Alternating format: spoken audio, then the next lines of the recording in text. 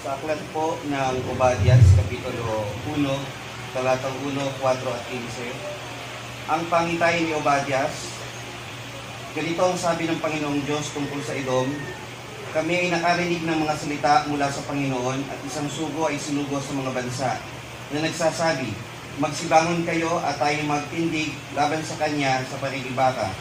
Bagaman ikaw ay pailang lang sa itaas na parang agila, at bagaman ang iyong pugad ay malagay sa gitna ng mga bituin, aking ibababa ka mula roon, sabi ng Panginoon. Sapagkat ang karawan ng Panginoon ay malapit na, laban sa lahat ng mga bansa, laban sa lahat ng bansa. Kung ano ang iyong gawin ay siyang gagawin sa iyo, ang iyong gawa ay babalik sa iyong sarili mo. Pagpapala po sa ating sa muling pagkarinig ng kanyang banal na salita. Good morning po mga kapatid. Good morning. Mapagpalang araw po ang pinagkaloob ng Panginoon ulit sa bawat isa sa atin, na tayo po ay pinagkatipon upang mag-aral ng kanyang mga banal na salita. Bless po ba kayo mga kapatid sa umaga po ito? May hangover pa po ako dun sa mga inawit ng mga bata. Sabihin po yung effect ng mga awitin. Ano yung mga kapatid, pag umawi tayo sa Panginoon, tapos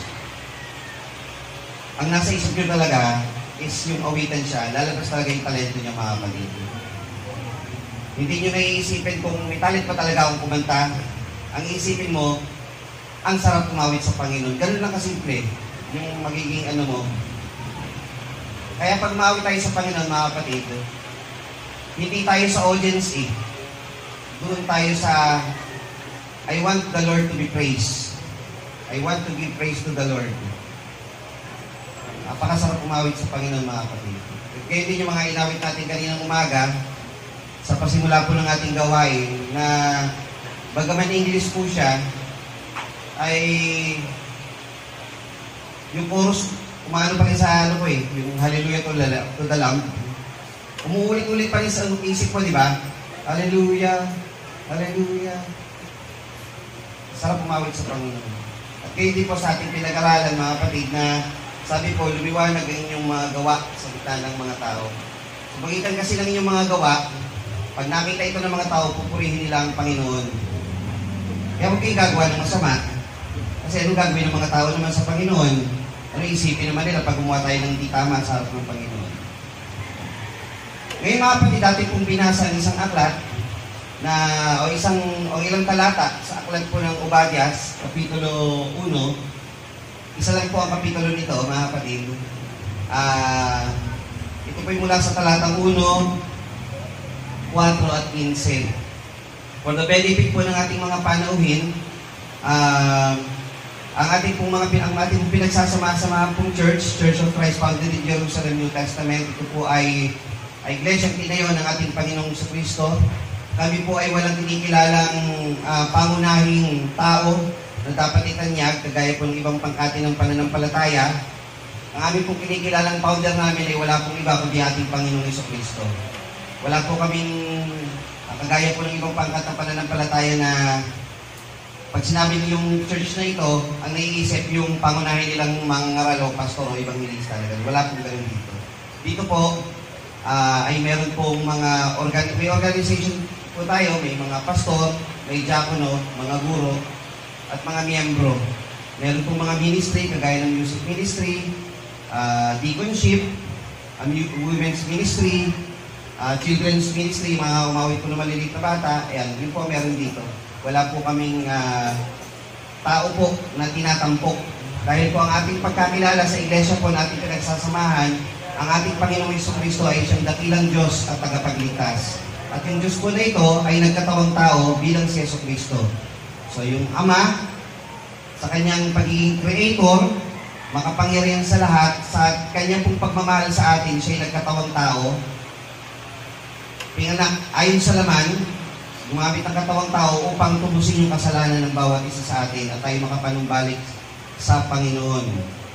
At siya bumalik, pagkatapos siya mamatay, nabuhay siya maguli at bumalik sa kanyang kinalalagyan ng una.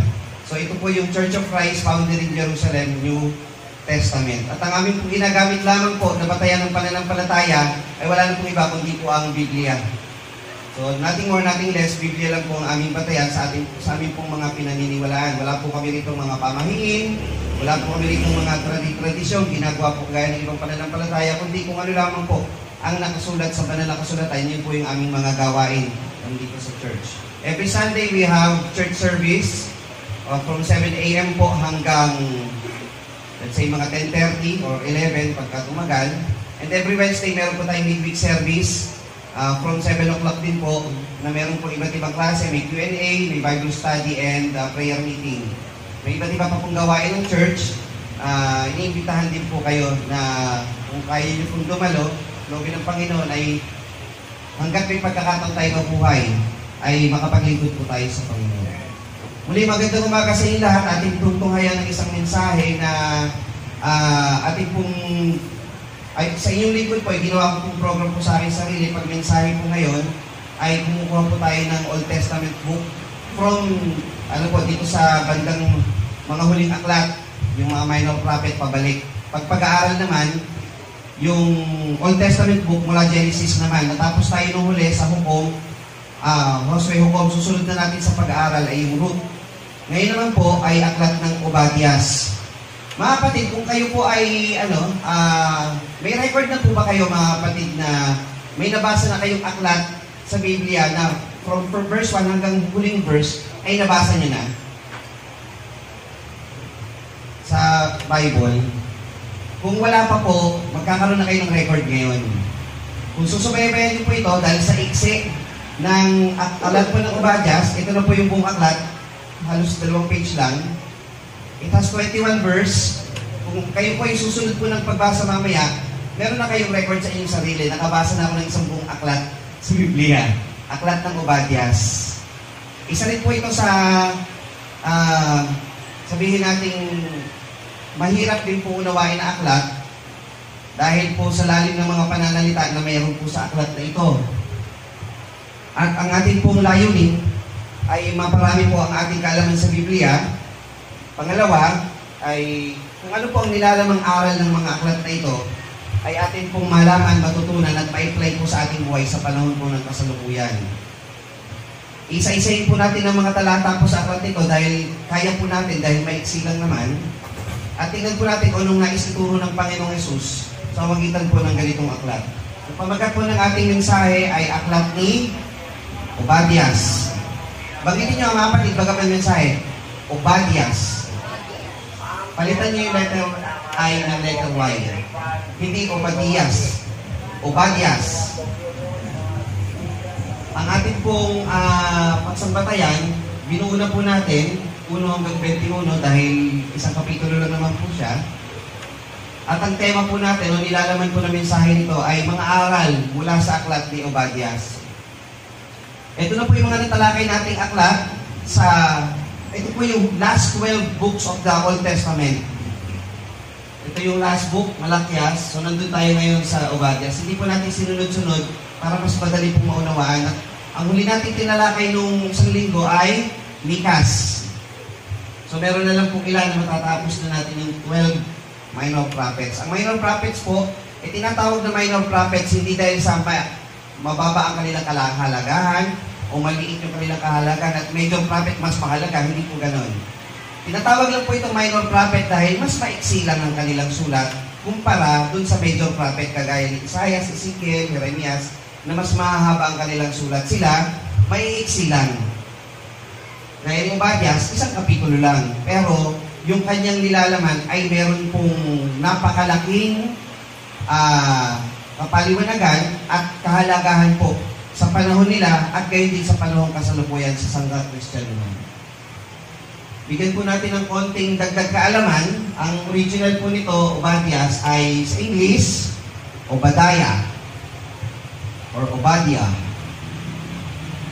Originally, ito po yung pagkakasulat sa kanya, Obadiah. Pero yung pagkasinulat po yan sa Hebrew, wala kasi letter B. Sa Hebrew, it's letter B. Parang Habakuk, it's Habakuk. So ito, Obadiah. Ganun po ang ano niya. Ang ibig sabihin po ng salitang Obadiah ay servant of God. Ang ganda ng mga kapatid, ang meaning ng pangalan niya. So kung magpapangalan kayo ng anak, gusto nyo ang Obadiah, ang ibig sabihin pala nun ay servant of God. Babalikan po natin ito sa dulo po ng ating pag-aaral kagaya nung kay Mikas. Diba? Mikas, ibig sabihin, who is a God like you? Who is like you, Lord? Pagdating sa dulo, binanggit din ni Mikas, sinong kagaya mo, Panginoon? Wala nang iba. So dito, Obadiah, ang ibig sabihin, servant of God. So pagdating po ng December, pag meron pong nagpa-trivia dyan, meron na kayong pwede pang itanong. Ano ibig sabihin ng salitang Obadiah? Servant of God. So may nadagdag pong kaalaman sa atin sa umagang ito.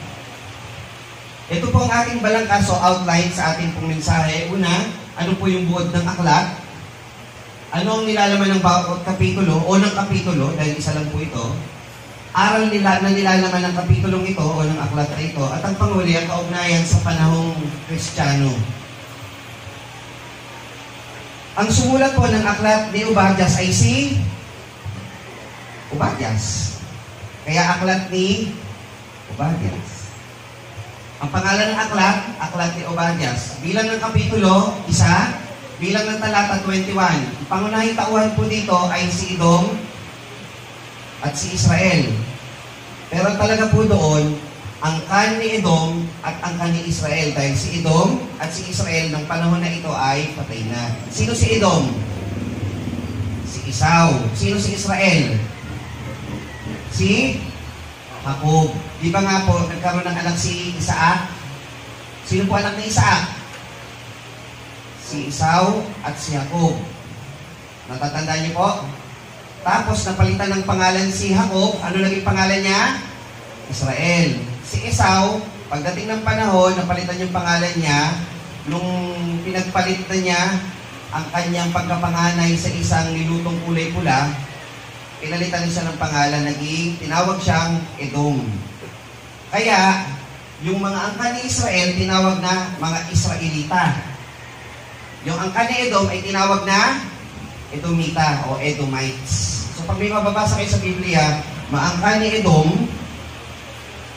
ay yun po ay mga galing sa lahi ni Edom o ni Esau.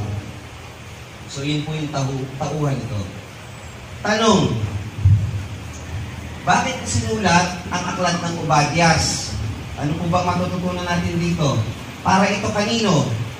Para kanino isinulat? Ano ang kahalagahan ng aklat na ito? Sa totoo lang mga kapatid, nung unang nabasa ko to many years ago, ang unang reaction ko po nung binasa ko yung aklat ng Obadiah, ganito po. Pagkatapos ko mabasa, ganito. Ganun. Hindi ko siya maintindihan. Pangalawang basa ulit, isang pasada. Ang reaction ko, hindi ko pa rin po maintindihan. Pangatlong basa, eto na. Hindi ko pa rin maintindihan. Hanggang basahin ko yung ibang mga katabing aklat, kagaya po nung Mikas, yung mga saka ko po siya naintindihan. Saka babasa po kasi may kaugnayan po yung bawat aklat sa kanyang kasamahang aklat din. Bagaman hindi sila sabay-sabay yung pagsulat. Ngayon, paano natin na ipapaliwanag o maikukwento o maisasalarawan yung aklat ng Obadiah sa ating mga kapatid ng mas madali? Bibigyan ko po kayo ng ilustrasyon mga kapatid. Bagaman itong mga nakakaraang taon, buwan, ay mga linggo, ang ilustrasyon natin laging puro biblical mga kapatid. Tama po ba? Lahat natin example biblical. Ngunit dahil sa kahirapan ng aklat na ito, gagamit tayo ng example. Meron daw isang businessman, maganda pangatawan, bata, nasa peak ng kanyang pagiging kalakasan. Meron peak, sabing, ito yung kalakasan ko, businessman, taga Maynila na may pagka-foreigner, nagpunta ng lugar sa Pilipinas, yung Batangas. Ngayon sa Batangas, nakarating siya doon sa isang lugar, kita siya ng manok. Sabi ng businessman, para maintindihan niyo Obadiah, mga kapatid. Sabi ng businessman, alam mo, dito sa Batangas, magkahanap talaga ako ng manok, yung panabong.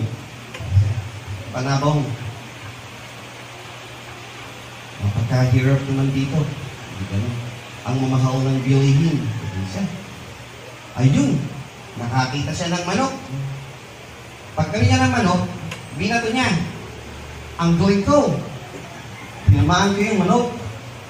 Panabong. Siya. Pumunta ngayon sa bakod ng Batanggenyo. Pagpagsak doon, nakuha nung sabongero na medyo matanda na. Sabi niya, Manong, maaari bang pakiabot mo sa akin yung manok na panabong? Ay, hindi maaari. Sabi gano'n. Hindi ko maibibigay sa iyo itong panabong. Gano'n. Ay, bakit naman po? Yan po ay nabato ko, akin na yan. Sabi gano'n. Foreigner, akin na yan. Sabi yan. Hindi, ito'y napunta sa aking bakod, hindi mo ito makukuha. Nasa bakod ko na. Eh ako yung nagbato dyan eh. Galit siya. Parang, di ba galit? Ako yung nakahuli niyan eh. Hindi mo naiintindihan. Batangas ito eh. Dito sa Batangas, iba ang gawain. Eh ano? Dito sa amin, pag yan ay nakalaglag sa aming bakod, amin na yan. Hindi mo na ako. Businessman ako. Sabi nga, ako ay businessman. Marami akong kilalang abogado. Ititimanda kita pag di mo binigay sa akin yan. Sabi gano'n nung mayaman. Sabi nung hindi mo talaga naintindihan. Ale, dito sa Batangas, meron kaming sariling batas. Dito, para makuha mo yung pinagtatalunan, meron kaming 5 bigwas na batas. 5 bigwas. Sige, ano yun? Bibigwasan kita ng 5 beses, di ka aangal. Pagka natiis mo, bibigwasan mo naman ako ng 5 beses, di rin ako aangal. Pag natiis ko, bibigwasan kita ng 5 beses, hindi ka aangal. Pagka natiis mo, bibigwasan mo. Hanggang kung sino matira, kanya yung manok. Tingin nyo sa pangangatawan nila, sino tatagal? Sabi nung businessman, bata ako, matanda yun. Mas malakas ako dyan. Kaya ko to. Sige, cool. Sabi ka ron. Handa ka sa akin. Mauna ka na. Partida. Sabi ka ron. Alam yung mga probinsyano, hindi, kahit papayat-payat yan, malakas yan. O, sige. Sabi ka ron. Sabi ng probinsyano, gumanyan. Batanggenyo. Pag ganyan yan, siyempre, yung inihanda yung mukha.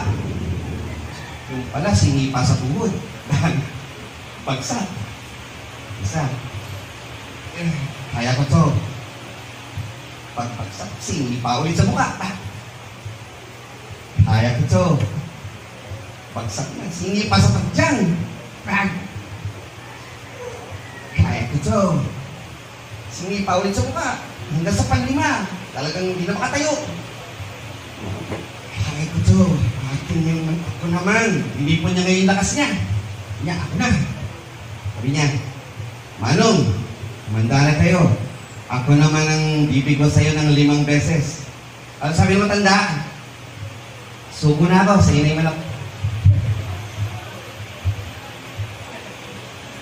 Tingin niya. Ha?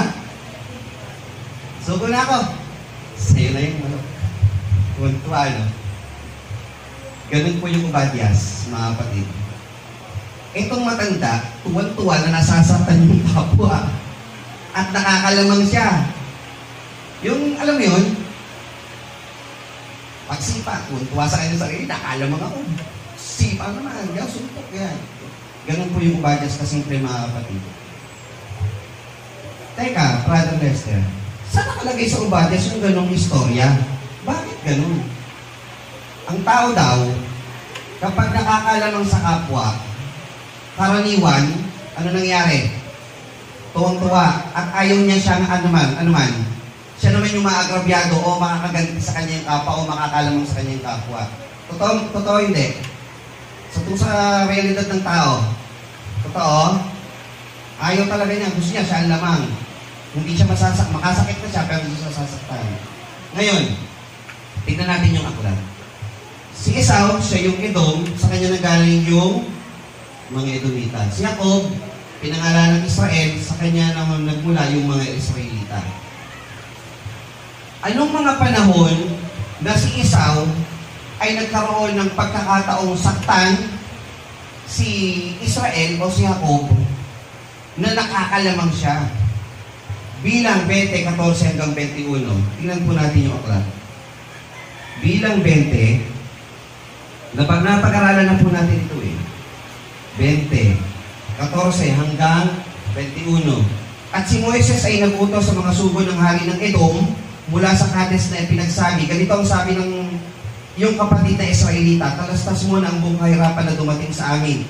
Kung paano ang aming mga magulang ay bumaba sa Ehipto at kami ay tumaan sa Ehipto ng malawang panahon at inalipusta ng mga Ehipsyo kami at ng aming mga magulang. Nang kami ay dumaing sa Panginoon ay dininig niya ang aming tinig at nagsugo siya ng isang anghel at inilabas kami sa Ehipto at narito kami ay nasa Kades na isang bayan sa dulo ng iyong hangganan. Isinasamo ko sa iyo para anin mo kami.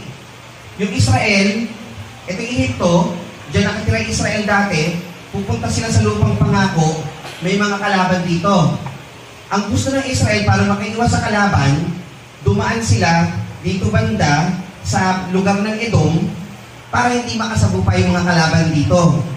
So sabi niya dito, isinasamo ko sa iyo para anin mo kami sa iyong lupain. Hindi kami dadaan sa kabukiran o sa ubasan, hindi kami inom ng tubig sa mga balon, hindi kami manunuwid sa maluwang na lansangan, hindi kami liliko sa dakong kanan, ni sa dakong kaliwaman, hanggang sa maraan namin ang iyong hangganan. Padaan sa lugar nyo, Edom, hindi kami gagalaw ng kahit anong pag-aari mo, makikiraan lang kami. At sinabi ni Edom sa kanya, huwag kang dadaan sa aking lupain, baka kita'y salubungin ng tabak. Mabait pa si Edom sa kanya? Kumbaga, kahit long cut yung dadaanan namin, makaiwas na kami sa kalaban, okay na yun. Hindi na kami para kumuha ng gamit mo, pag-aari mo o bunga ng lupa mo, makadaan lang kami. Sabi niya, hindi. Huwag kayong dadaan. Di ba sa totoo lang, kung si Esau at si Jacob ay kambal, ang lahi nila magkamag-anak. Tama? Di ba dapat sila mismo yung nagtutulungan? Hindi niya pinadaan. So dumaan pa rin sila rito. Sumunod, awit 137:7. Tingnan nyo naman itong talata na to. Alalahanin mo, O Panginoon, laban sa mga anak ni Edom, ang karawan ng Jerusalem, na nagsabi, sirain, pati ang patibayan ni Yaon. Kita nyo itong Edom. Imbis na tulungan ang Israel sa panahon ng pangangailangan, ano pa ang kanilang sinasabi sa Israel? Sirain. Diba? Tingin nyo, tama bang gawin ng kapatid mo yun sa'yo? Hindi, no? Di ba? Parang nang bibigwas yun. Sa kanya, ayaw magpalamang. Ezekiel 35. Hindi ko na po nilagay dyan yung kasi buong kapitulo po ito, pero babasa lang tayo ng ilan. Sa Ezekiel 35, sabi po dito,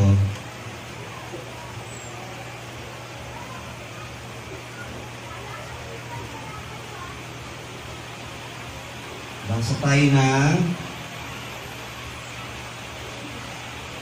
hanggang sa G's. Sapagkat yung sinabi, ang dalawang bansang ito at ang dalawang lupang ito ay magiging akin at aming aarin bagaman kinaroroonan ng Panginoon. Itong nagbalak pa na sakupin itong Israel. Meron na nga silang sarili, gusto pang kuhanin yung Israel. Di ba? Parang kapareho na rin sila ng ibang bayan ang kalaban ng Israel. Imbis sa tulungan mo, parang gusto mo pang sakupin. Gusto mo na nga sila. Una, ayaw mo namang padaanin para tulungan sila. Pangalawa, gusto mo pang sirain. Pangatlo, gusto mo pang sakupin. Amos 1:6-9. Tignan nyo naman ito sa Amos.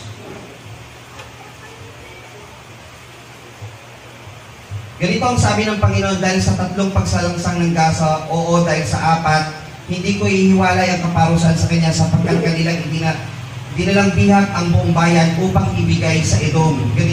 Ngunit ako'y nagsusugo ng isang apoy sa kuta ng Gaza at susupukin niyon ang mga palasyo niyon. At aking ihiwalay ang nananahan mula sa Asdod at siyang umahawak sa sentro mula sa Ascalon at aking ipipihit ang aking kamay laban sa Ekron.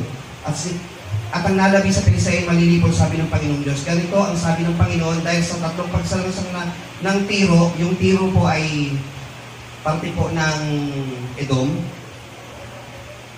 Oo, dahil sa apat, hindi ko ihiwalang kaparusahan sa kanya, sapagkat kanyang ibibigay ang buong bayan sa Edom at hindi inaalala ang tipan ng pagkakapatiran. So itong Edom, hindi inalala ang pagkakapatiran nila ng Esau. Parang ganun ba yung sa kwento? Ayaw niyang magpalamang. Bakit? Ano ba ang background ng dalawa? Di ba? Kasi nung una pa lang, nilamangan na ni Jacob si Esau. Ngayon, hindi na ako papalamang sa'yo. Sa mga bagay na kayang makaganti, gaganti ako sa'yo. Ganun na ang prinsipyo ng Edom. So ngayon, bakit isinulat ang Obadias? Sinulat yung Obadias para itong mga Edomita ay paalalahanan ni Obadias ng Panginoon sa magitan ni Obadias kung ano ang mangyayari sa kanila kung hindi sila hihiwalay sa kanilang lakad. Sa madaling salita, sa panahon natin, anong word na yung bully? Ano yun? Hanggat binubuli mo ang Israel, ito ang mangyayari sa iyo. Hanggat sinasaktan mo siya, hanggat ginagawa mo ng masama, nilalamangan mo ang Israel, ito ang mangyayari sa iyo. Yun po ang nilalaman ng Obadias. Sinulatan, sabi po doon, ito po yung kabuuan ng aklat. Unang pagpapahayag ng paghukom sa Edom, verse 1 to 4. Ikalawang pagpapahayag ng paghukom sa Edom, verse 5 to 7. Pagpapahayag ng paghukom, paratang at babala sa Edom, verse 8 to 15. Pangako at panunumbalik at tagumpay sa Israel, 16 to 18. Pangako at panunumbalik ng paghahari ng Diyos, 19 to 21. Simulan na po natin sa talatang 1. Ang pangitain ni Obadias, ganito ang sabi ng Panginoong Diyos tungkol sa Edom. Kami ay nakarinig ng balita mula sa Panginoon at isang sugo ay sinugo sa mga bansa na nagsasabing magsibangon kayo tayo magtindig laban sa Kanya sa pakikibaka. Narito, ginawa kitang maliit sa mga bansa, ikaw ay lubhang hinamang. Dinaya ka ng kapaluluan ng iyong puso o ikaw na tumatahan sa mga bitak na bato na ang tahanan ay matayog na nagsasabi sa iyong puso, sinong magbababa sa akin sa lupa? Ang Edom, tumahan sila sa mga bundok. Sa kapatagan, kung lalakad ang Israel papunta sa lupang pangako sa kapatagan, andito yung battleground, nag-aabang sa kanila yung mga kalaban, gaya ng Amalek. Kung dadaan sila sa bundok, sa lugar ni na Edom, safe sana sila, makakaiwas sila sa digmaan, pero hindi sila pinadaan. Ngayon Edom, naninirahan sila sa matataas na lupa, sa mga bundok, sa mga bato. Nagsabi sila sa kanilang puso, sinong magbababa sa amin sa lupa? Mataas na tayo na tingin nila sa sarili nila, lumawak din kasi ang kanilang kaharian. Verse 4, bagaman ikaw ay pailang lang sa itaas na parang agila, at bagaman ang iyong pugat ay malagay sa gitna ng bituin, aking ibababa ka mula roon, sabi ng Panginoon. So sa 3, sinabi nila sa kanilang puso, sino magbababa sa akin o sa amin? Sumagot ang Panginoon, aking ibababa ka mula roon, sabi ng Panginoon. Kung ang mga magnanakaw ay nagsiparoon sa iyo, kung ang mangluloob sa gabi, kung paano kang nahiwalay, hindi ba kasanay nangagnakaw hanggang sa sila magkaroon ng sapat? Kung ang mga mamimitas na ubas ay nagsiparoon sa iyo, hindi ba kasi sila iwan ng laglag na ubas? Paano nasiyasat ang mga bagay ng Esau? Paano nasumpungan ang kanyang mga kayamanang natago? So dadating ang panahon na may pupunta sa Esau. Nagtatago kayo diyan kayo nagpupunta sa matataas, akala mo wala na makapupunta sa iyo, akala mo wala magsasabi kung saan ka nakatira, pero sabi ng Panginoon, sino nagsabi sa iyo Esau na walang makakakita sa inyo diyan? Walang makapagtatago sa paningin ng Panginoon. Kitang-kita kayo ng Diyos. Kaya magpapapunta ang Diyos ng mga magnanakaw sa Kanya, manloloob sa Kanya para pahirapan ang Esau. 7. So, basahin niyo maigi mga kapatid, para kayo may record na kayo nakabasa ng 10 aklat. Lahat na lalaki na iyong kaalam, ibig sabihin ng kaalam, hindi po. Sa English niyang kafederasyon. Sabihin kasamahan, kapangkat, yan. Confederation, kagrupo, yan. Lahat ng lalaki na iyong kaalam ay dinala ka sa iyong lakad hanggang sa hangganan. Ang mga lalaki na nasa kapayapaan sa iyo ay dinaya ka, na naiglaban sa iyo, sila ay nagsisikay ng iyong tinapay, ay naglagay ng silo sa ilalim mo, walang pag-unawa sa kanya. 8. Di ko ba kalilipunin sa araw na iyon, sabi ng Panginoon, ang mga pantas na tao sa Edom at papauwi ng unawa sa bundok ng Esau? Kung nagsabi ka, Ang Edom, may makakapasok daw sa kanya ng mga tao, akala mo kakampi mo, magiging kalaban mo yun. Kumbaga, binababalaan ka na. Una, may papasok na mga magnanakaw, masama loob sa iyo. Yung iba naman, magiging kaala mo, kabatak mo, kagrupo mo, kapangkat mo, magiging kalaban mo yun. Kumbaga, kabahan ka, Edom. At ang iyong mga kapangyarihang tao o Teman.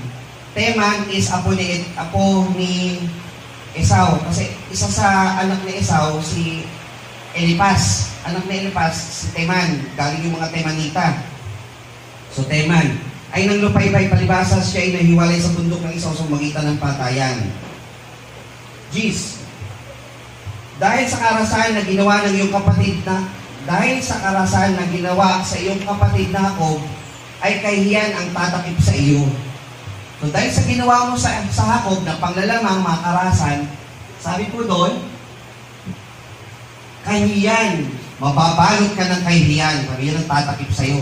Yun ang sinabi ng Panginoon sa Esau. Ikaw ay mahihiwalay magpakailanman.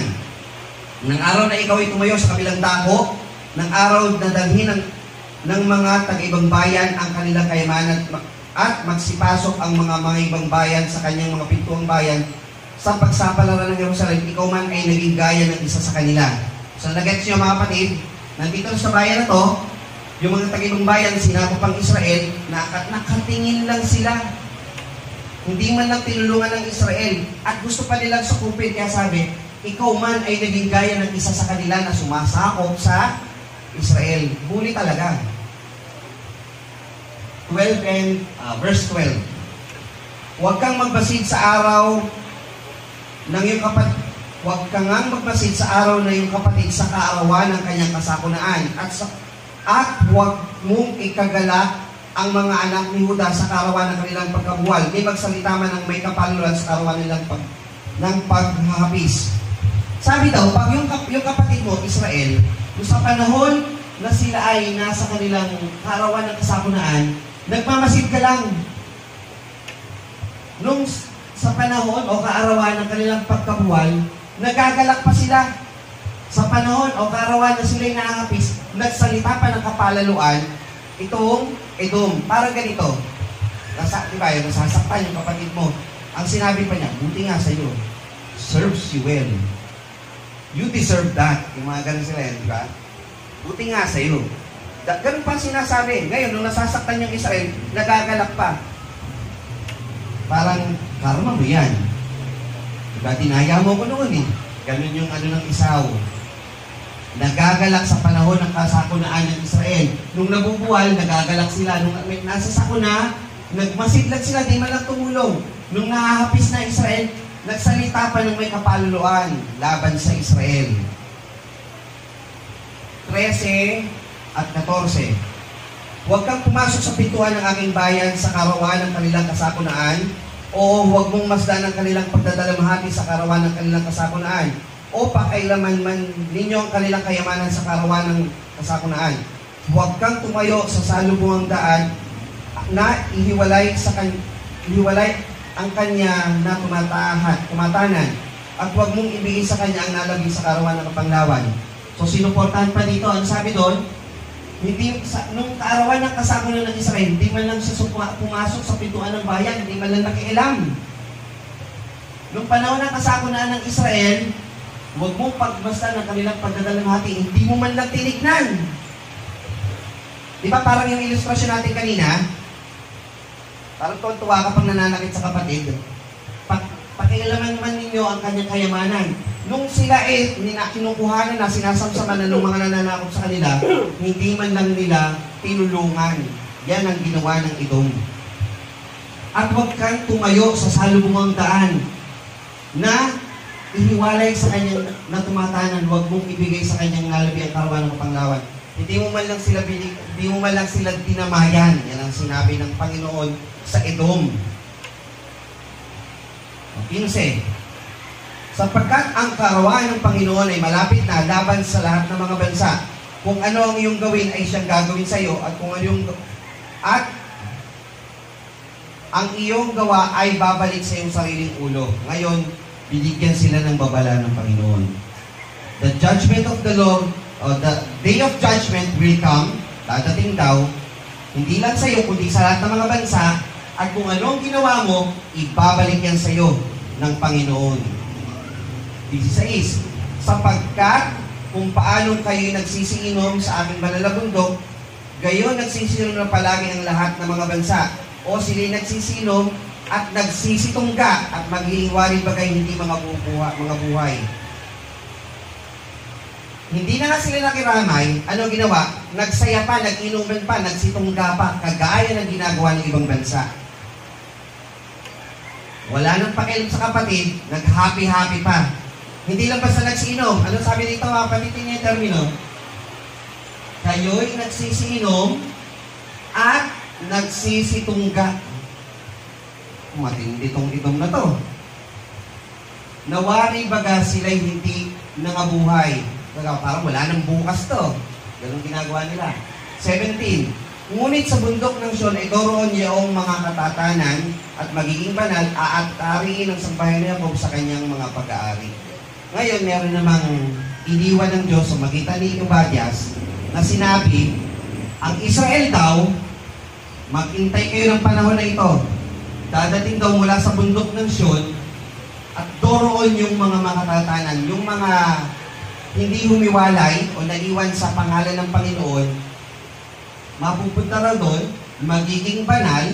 Ibig sabihin magiging banal, inihiwalay ng Panginoon mula sa mga masama, at aariin ng sambahayan ni Jacob ang kanyang mga pag-aari. Kung ano yung kay Jacob, mababalik sa kanya. Ayan, tapos na po yung aklat. At ang sambahayan ni Jacob ay magiging isang apoy, at ang sambahayan ni Jose ay isang liyab, at ang sambahayan ni Esau ay dayami. Tingnan niyo to. Si Esau magiging dayami. Anong ginagawa sa dayami? Sinusunog. Yung sambahayan ni Jacob at ni Jose, sila yung apoy at magiging liyab na susunog sa Esau. At silang sa timugan ay mag-aari ng bundok ng Esau, at silang mababang lupa ay mga Pilisteo at kanilang ari na parang Ephraim at ang parang ng Samaria, at aariin ng Benjamin ng Galaad. At ang mga biyag ng hukbong ito ng mga anak ni Israel ay nasa mga Kanaan, ay mag-aari ng hanggang sa Serephat. At ang mga biyag ng Jerusalem na taga-Sepharad ay mag-aari ng bayan ng Timugan. So pinakita lang po dito ano yung magiging scope na magiging pag-aari ng Israel. Huling talata. At ang mga tagapagligtas ay magsasampa sa bundok ng Sion upang hatulan ng bundok ng Esau. At ang kaharian ay magiging sa Panginoon. So yan na po yung kabuuan ng Obadias. Ngayon, ano ang iniaaral nito mga kapatid? So naintindihan niya aklat. For short, pinakita rito sa aklat na to kung paano binubuli, ginagawa ng masama ng Esau ang Israel. At ang Panginoon, sinusumbatan ang Edom, ito mga ginawa nyo, pagdating ng panahon, lilipulin kayo. At ang Israel na siyang sinasaktan, ang Israel na siyang minamaliit, inaapi, ay magkakaroon ng mana sa Panginoon, magkakaroon sila ng kaluwalhatian pagdating ng panahon, at paghaharian sila ng Diyos. Ano nilalaman ng sulat? Ang bawat pagmamataas ng tao ay mabibigo sa darating na paghuhukom ng Diyos. Verse 10, ang mga kaaway ay mapapahiya dahil sa kanilang pagsalungat sa bayan ng Diyos. So yung Edom, dahil sa kanilang pagsalungat sa bayan ng Diyos, mapapahiya yan. Ang katarungan ng Diyos ay mahigpit, patas, na ang kaparusahan ay katumbas ng mga kasalanan. Sabi, kung ano yung ginawa mo, ibabalik sa iyo ng Diyos yan. Dahil ang Diyos, bagaman siya'y pag-ibig, siya ay matuwid na hukom. Ang muling pinagsamang Israel ay mararanasan ang pagliligtas ng Diyos, aangkinin ang lupang pangako at matatalo ang namumuno sa Edom. Huling talata, sa hinaharap, tiyak na itatatag ng Diyos ang kanyang walang hanggang kaharian. Isama rin natin. Si Esau, sa Edom, nagre-represent po ang Edom sa mga tao. Yung mga tao, mapagmataas, makasalanan, hinahamak ang kapwa. Ganun ginagawa ng Edom. Sila ay nahaharap sa kaparusahan. Israel, o si Jacob, doon po binigyan ng pangalan Israel, sila po yung bayang pinili Sila po yung inaapi, pumanig sila sa Diyos, sumampalataya sa Panginoon. Ano po ang kahihinatnan ng isang taong sumasampalataya sa Panginoon? Ano ang kanilang kinaharap? Kaligtasan.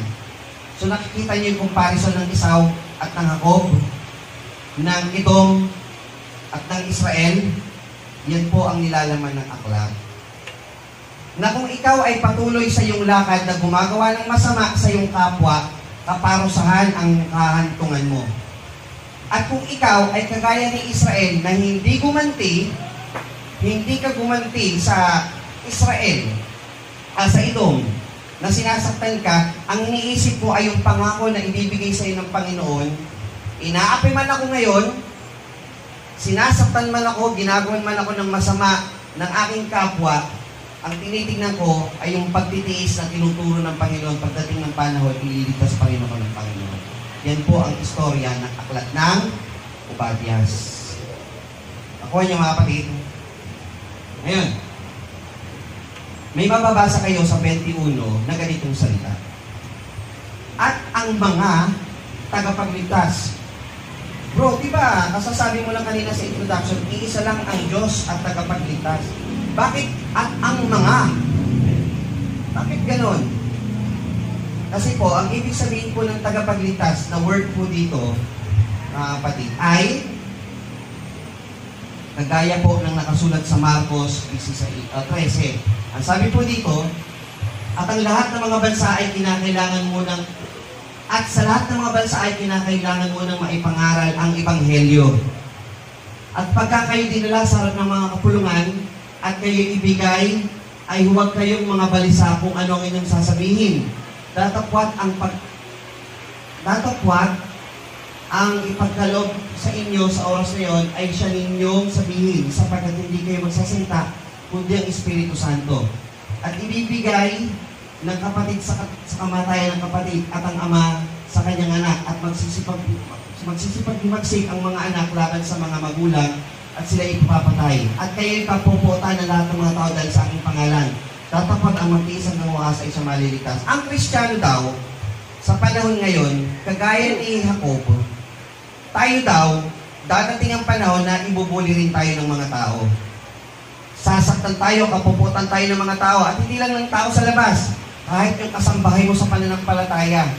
Dahil sa iyong pananampalataya, kung ikay mananampalataya, kung may kasama ka sa bahay na hindi mananampalataya, minsan darating sa panahon na yung ama mo, kapatid mo, dadalhin na sa kamatayan. Maghihimagsik ang anak laban sa magulang, ang magulang laban sa anak. Kapuputan ka na lahat ng mga tao, parang si Israel. Dahil sa pangalan ng Panginoon, ngunit ang magtiis ang wakas ay siyang maliligtas. Yung Kristiyano daw, ganun daw ang dadanasin. Tingnan niyo ito mga kapatid. Naalala niyo ano yung sabihin ng Obadiah? Servant of God. At ang mga tagapagligtas ay magsisampa sa bundok na Sion upang hatulan ang bundok ng Esau.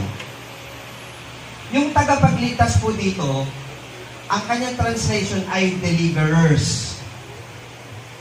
Ang ibig sabihin po ng deliverers, ministers of the word. Mga ministro ng salita ng Diyos. Kayong mga mananampalataya po ba, mga kapatid, ay mga ministro ng salita ng Diyos na maaaring gamitin ng Diyos upang ipangaral ang kanyang salita?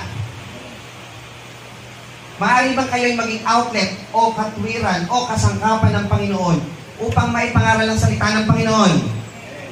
Sa makatwid, kayo'y magiging mga tagapagligtas ng mga tao. Ang inyong pangangaral sa kanila ay magliligtas sa kanila sa kanilang mga kasalanan. Gamit ang salita ng Panginoon. Hindi daw kayo ang magsasalita sa inyong sarili. Sabi po dito, hindi kayo ang magsasalita, kundi ang Espiritu Santo. So kung tinatanggap mo na ikaw ay ministro ng salita, kayo ay deliverer, ang tawag sa lumang tipan niyan, kayo'y magiging mga tagapagligtas. Kayo ngayon ay magiging kasangkapan ng Diyos upang iligtas ang inyong kapwa. Sabihan mo siya, pag di ka umalis sa iyong kasalanan, mapapahama ka. Kung ikay maging mananampalataya, ililigtas ka ng Diyos. Di ba ikaw ang naging kasangkapan ng Diyos? Pero hindi ikaw mismo yung tagapagligtas. Ang Espiritu Santo ang nangusap sa iyo, pero tawag lang sa iyo ng Panginoon ay ministers of God. Servant of God. Gaya ni Obadiah. So maging Obadya kayo, mga kapatid. Sabihan nyo ang inyong kapwa kung may masama silang ginagawa, umalis kayo sa ginagawa nyong kasalanan. Umalis kayo sa ginagawa nyong pambubuli sa inyong kapwa. Umalis kayo sa paggawa ng kasamaan sa inyong kapatid sa pananampalataya. Huwag nyong gayahin ng isaw. At sabihin nyo rin sa kanila na kung kayo'y magtitiis, kahit kayo'y inaapi, darating ang panahon na ililigtas naman kayo ng Panginoon. Isasama kayo dahil ang magtiis hanggang wakas ay siyang maliligtas. Be like an Obadya to your kapwa, to your fellow people. Maging Obadya kayo, maging servant of God kayo, maging kasangkapan kayo ng Diyos na nagpapaliwanag sa kanila, ito ang mabuti, ito ang masama. Sabi sa ating pinag-aralan, lumiwanag na gayon ang inyong ilaw sa harap ng mga tao upang luwalhatiin nila ang Panginoon. Kasi inililigtas mo sila. Dahil pagka ikaw sa gitna ng isang madilim na lugar at ikaw ay nagliliwanag, sinong susundan?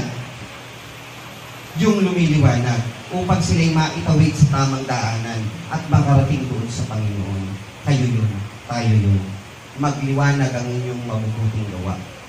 At kung kayo naman ay gumaya kay Esau, na isang bulag na taga-akay, dadaling ka rin sa dilim, pareho kayong mahuhulog sa hukay. Be like Obadya. Be a servant of God. Kaya nga po, sabi po dito sa Marcos 16:15-16, at sinabi niya sa kanila, magsiyaon kayo sa buong sanglibutan. Pag sinabing magsiyaon kayo, mga mangangaral lang po ba yun? Mga diakono, pastor lang po ba yun? O lahat tayo, mga kapatid? Magsiyaon nga kayo sa buong sanlibutan at inyong ipangaral ang Ebanghelyo sa lahat ng kinapal. Ang sumasampalataya at mabautismuhan ay maliligtas. Tatapat ang hindi sumasampalataya ay parurusahan. Si Esau, hindi na sumampalataya, na natili sa kanyang kasalanan, natili sa kanyang panglalamang sa kanyang kapwa. Si Israel, na natili na. Iniwan niya na yung kanyang dating pangalan na Jacob. Pinanindigan na niya yung kanyang pangalang Israel, na bayan ng Diyos. Tayo mga kapatid, pinalitan na ba ng Diyos ang ating pangalan? So panindigan naman natin at isabuhay ang bagong pangalang ipinagkaloob sa atin, na ikinakabit natin sa pangalan ng Panginoong Hesukristo. Kristo, ang pangalan natin tatawagin Kristiyano, ayon po sa aklat ng mga gawa. Sabi ng Kristiyano, mga tagasunod ni Kristo. Servant of God. Mga ministro o tagapangasiwa o kasangkapan ng Panginoon. Maging kasangkapan ka ng Diyos. Maging outlet ka ng isang tao upang siya ay maakay mo doon sa kaligtasang ino-offer ng Panginoon. At yan po ang nilalaman ng aklat ng Obadyas, mga kapatid. Nawa po sa maikling mensahe po na ito ay naunawaan po natin ang kahalagahan ng pagbabasa ng Biblia upang makilala natin ang Diyos na tunay na ating sinasampalatayanan. Magsitibay tayo sa ating pananampalataya sa ating mahal na Panginoong Hesus at tayo po ay patuloy na makinig at umayon po ayon sa kalooban na itinuturo po ng ating mahal na Panginoong Hesus. Muli, magandang umaga po sa inyo lahat. Muli na ating mahal na Panginoon. Tayo po magsitilig. Awitin po natin ang tinapay.